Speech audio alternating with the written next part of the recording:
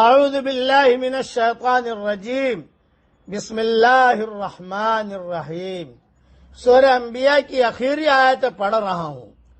یوم نطوی السماء کطی السجل للکتب، جس دن ہم آسمان کو لپیٹ دیں گے جس طرح تومار میں اوراق لپیٹ دیے جاتے ہیں. کما بدأنا اول خلق نعیدہ، جس طرح پہلے ہم نے تخلیق کی ابتدا کی تھی اسی طرح ہم اس کا اعادہ کریں گے. وعدن علینا، یہ ہمارے ذمہ وعدہ ہے. انا کننا فاعلین، اور ہم اس کو کر کے رہیں گے. وَلَقَدْ كَتَبْنَا فِي الزَّبُورِ مِن بَعْدِ الذِّكْرِ أَنَّ الْأَرْضَ يَرِثُهَا عِبَادِيَ الصَّالِحُونَ، اور زبور میں ہم نصیحت کے بعد لکھ چکے ہیں کہ زمین کے وارث ہمارے نیک بندے ہوں گے. إِنَّ فِي هَذَا لَبَلَاغًا لِقَوْمٍ عَابِدِينَ، اس میں ایک بڑی خبر ہے عبادت گزار لوگوں کے لیے.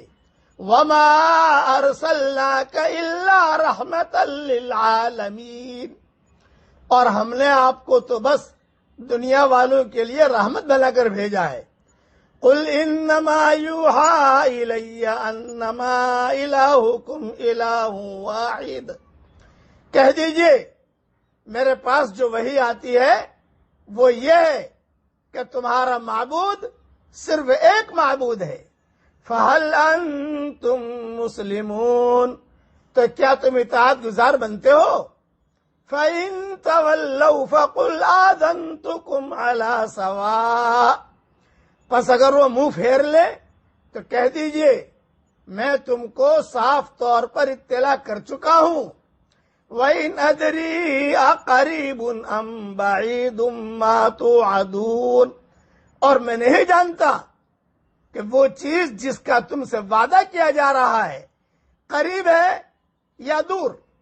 إِنَّهُ يَعْلَمُ الْجَهْرَ مِنَ الْقَوْلِ وَيَعْلَمُ مَا تَكْتُمُونَ، بے شک وہ کھلی بات کو بھی جانتا ہے اور اس بات کو بھی جس کو تم چھپاتے ہو.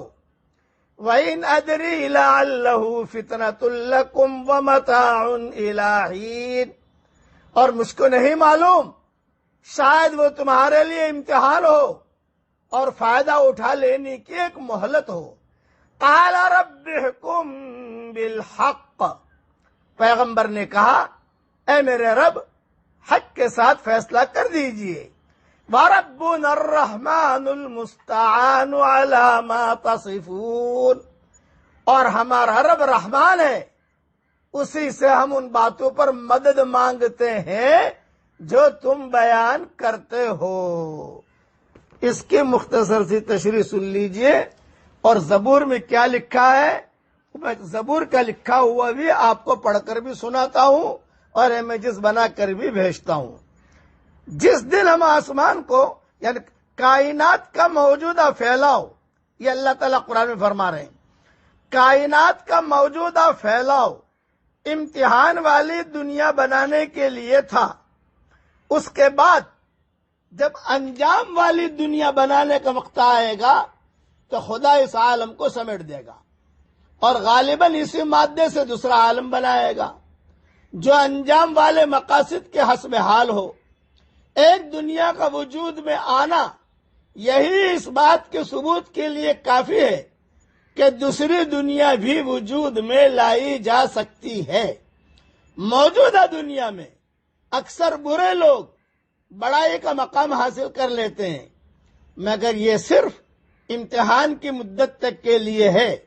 جب امتحان کی مدت ختم ہوگی اور ابدی طور پر خدا کی معیاری دنیا بنائی جائے گی تو وہاں ہر قسم کی عزت اور راحت صرف ان لوگوں کا حصہ ہوگی جو موجودہ امتحانی دور میں خدا کے سچے بندے ثابت ہوئے تھے. یہ بات موجودہ زبور میں بھی تفصیل سے موجود ہے. اس کے چند الفاظ میں آپ کو پڑھ کے سنا دیتا ہوں، زبور کے یہ الفاظ سنا رہا ہوں جو اگلا مضمون کہہ رہا ہوں، یہ زبور میں لکھا ہوا ہے۔ اور بدی کرنے والوں پر رشک نہ کر، خداوند پر توکل کر اور نیکی کر، وہ تیری راست بازی کو نور کی طرح اور تیرے حق کو دوپہر کی طرح روشن کرے گا، کیونکہ بد کردار کاٹ ڈالے جائیں گے، صادق زمین کے وارث ہوں گے، وہ اس میں ہمیشہ بسے رہیں گے۔ زبور باب 37 میں یہ مضمون لکھا ہوا ہے۔ اللہ کی طرف سے جتنے پیغمبر آئے سب ایک ہی مقصد کے لیے آئے ہیں، ان کے ذریعے خدا یہ چاہتا تھا کہ انسانوں کو حقیقت کا وہ علم دے جس کو اختیار کر کے وہ ابدی جنت کے باشندے بن سکتے ہیں، مگر انسان ہر بار پیغمبروں کو رد کرتا رہا۔ اس لیے پیغمبروں کی بات کو رد نہیں کرنا چاہیے، کہ ذہن میں رکھنا۔ آپ صلی اللہ علیہ وسلم نے فرمایا، میں رحمت مجسم بن کر آیا ہوں جو اللہ کی طرف سے اہل جہاں کے لیے ایک ہدیہ ہے۔ حضور صلی اللہ علیہ وسلم کو اللہ نے ہدیہ بنا کر ساری دنیا والوں کے لیے بھیجا ہے۔ اللہ تعالی ہمیں حضرت یہ حدیث جو میں نے بیان کی یہ صحیح الجامع الصغیر میں ہے، حدیث نمبر 2345۔ ہاں، اس لیے حضرت محمد صلی اللہ علیہ وسلم کی سنتوں پر عمل کیجئے اور ان کی باتوں کی قدر کیجئے اور ان کی باتوں کو دنیا میں پھیلانے کی کوشش کیجئے۔ اللہ تعالی ہم سب کو توفیق عطا فرمائے، آمین۔ وآخر دعوانا ان الحمد للہ رب العالمین۔